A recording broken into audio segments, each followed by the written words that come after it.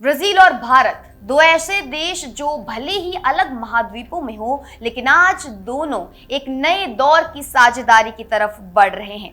नमस्कार, मैं निकिता रावत और आज हम बात करेंगे ब्राजील के राष्ट्रपति लुइस इनासियो लुला डे सिल्वा के उस बयान की जिसमें उन्होंने साफ कहा, ब्राजील के लोगों को भारतीय पसंद है और हम भारत के साथ अलायंस बनाने पर विचार कर रहे हैं। लुला का ये बयान सिर्फ एक औपचारिक टिप्पणी नहीं, बल्कि एक बड़े बदलाव का संकेत है। उन्होंने कहा कि भारत के साथ राजनीतिक, आर्थिक और तकनीकी मोर्चों पर सहयोग बढ़ाने की संभावनाओं पर चर्चा चल रही है। उनके शब्दों में, भारत एक असाधारण साझेदार है और ब्राजील के लोग भारतीयों को न सिर्फ पसंद करते हैं, बल्कि उनके साथ काम करने को लेकर उत्साहित भी हैं। राष्ट्रपति लुला ने यह भी बताया कि वे 2026 की शुरुआत में भारत की यात्रा करने की योजना बना रहे हैं। इससे पहले ब्राजील के उपराष्ट्रपति गेराल्डो एल्कमिन भारत आ चुके हैं, जहां उन्होंने व्यापार और निवेश से जुड़ी कई अहम बैठकों में हिस्सा लिया था। यानी ये बयान किसी अचानक लिए गए फैसले का नतीजा नहीं, बल्कि एक लंबे समय से चल रही रणनीति का हिस्सा है।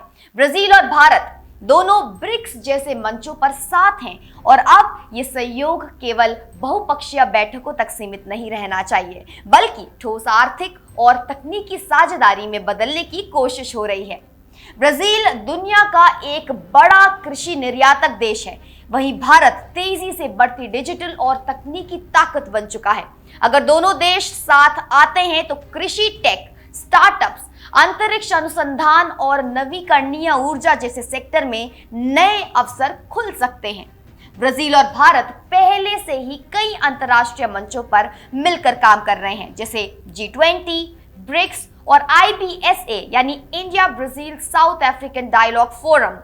ये संगठनों में दोनों देशों की भूमिका लगातार मजबूत होती जा रही है। खास बात यह है कि ब्राजील 2025 में ब्रिक्स शिखर सम्मेलन में मेजबानी करेगा, जहां भारत की भागीदारी से दोनों देशों के बीच नई व्यापारिक और रणनीतिक घोषणाओं की उम्मीद की जा रही है। विशेषज्ञों का मानना है कि इस मंच पर होने वाली चर्चाएं भविष्य में भारत ब्राजील के बीच एक औपचारिक आर्थिक गठबंधन की नींव रख सकती है। लुला का बयान ऐसे समय में आया है जब वैश्विक व्यापार और राजनीतिक समीकरण लगातार बदल रहे हैं। अमेरिका चीन के बीच तनाव, यूरोप की धीमी अर्थव्यवस्था और उभरते देशों की बढ़ती भूमिका, इन सब के बीच भारत और ब्राजील की ये साझेदारी ग्लोबल साउथ को एक नई दिशा दे सकती है।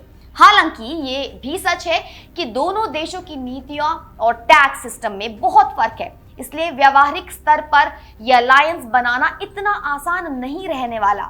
लेकिन अगर ये साझेदारी बनती है तो उसका असर न सिर्फ आर्थिक मोर्चे पर, बल्कि भू राजनीतिक संतुलन पर भी दिखेगा।